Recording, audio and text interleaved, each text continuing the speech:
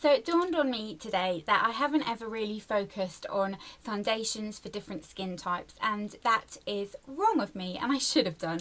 And I want to talk to you today about my top 3 foundations for dry skin types. And you might be thinking, well, if you don't have dry skin, how do you know what to recommend? But my skin sometimes can get dry, and I definitely believe in having kind of a wardrobe of foundations. So I use different foundations for different things, for different effects, and for different days. And I wanted to talk to you today about ones that I think would be the best suited if you have got a drier complexion. So basically, you don't want anything that's going to be too matte and anything that will dry out your skin and give it the appearance of being even drier, because I think the kind of most pretty, most youthful thing about skin is skin having luminosity. And if your skin looks dry, it tends to look a little bit older. So I'm going to start with the most expensive one and kind of work my way down to the cheaper option. The first one is by MAC, and this is MAC's Face and Body Foundation. And as you can see in here, it's one of those foundations that's kind of a water foundation. So you have to really shake it and mix it in, and you get quite a lot in here. They do smaller versions now. This is the 120 mils version, and I'm going to put a little bit of this on the back of my hand to show you, because as the name suggests, this is appropriate for face and body. But on the face, this works beautifully. It's a lovely, lovely summer foundation, and as you can see here, it's very liquidy, very kind of watery. And as soon as you start to rub it in, you see the effect that it gives. It kind of thickens as you're rubbing it in, and it has a small setting time, but the kind of sheen and perfecting agents in it are just beautiful. It really creates a lovely sheen on the skin, and it really gives your skin that kind of lit from within, juicy, healthy look. And it's a foundation that I always wear if my skin's looking a bit tired, or if I've had a very late night and I want something to just kind of give my skin a little bit of life back. That's a great one. It's water based, it feels very comfortable on the skin, and it kind of adds a little bit of moisture, but it doesn't create any oiliness.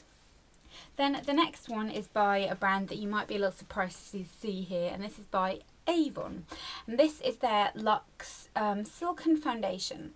This was sent to me months ago, around Christmas time. The packaging of this I think is so gorgeous, by the way, as well. But it's a difficult foundation to find, because obviously you can only order it from their website, and it can get a bit confusing that way. But it's a very pretty, quite sheer, glowy type of foundation. It looks very pretty on. This is kind of my winter foundation because it is quite a pale shade. If I kind of put some on the back of my hand now, you'll see. And it's that right there. It's a little bit too pale for me now.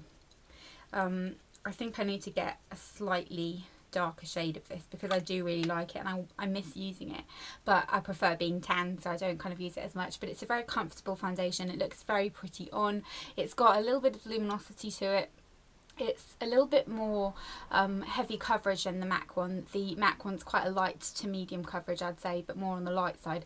This is quite a medium coverage, and it just looks very pretty and very beautifying, and definitely one for kind of older skins that like a little bit more coverage. This would be fantastic. And then last but not least, if you're someone who's on a budget, or if you're someone who's younger and wants something for your dry complexion, this is the Revlon Nearly Naked foundation. Now, I wear this on myself all the time, but it doesn't last very long on me, and it does go quite oily quite quickly. If you've got dry skin, that won't happen to you, and it's a very lovely foundation. I've done a full review of this on my channel, but the only kind of annoying thing is it doesn't come with a pump or anything like that. It's just a hole that you have to tip it out of. But it's a very nice foundation. It looks really pretty on the skin. It's got a little bit of luminosity to it, and it's a very nice everyday foundation for someone who wants a nice, dependable foundation. But if you've got dry skin, this will last better on you. This would be great for me if it had a tiny bit more coverage and it lasted a little bit better on me. As I said, on me this isn't the longest lasting foundation, but on other skin types this would last beautifully, and it's very inexpensive as well. I think it's around £7 or £8. So those are my top 3 foundations for dry skin. Let me know if you want me to do more in these types of videos. I was thinking maybe of doing my top full coverage foundations. Let me know if you'd be interested in that, or if you want to kind of see one for oily skins. I've done various ones for oily skin because my skin's quite oily, but let me know anyway. And I hope you all enjoyed this video, and I will see you all in my next one. Bye!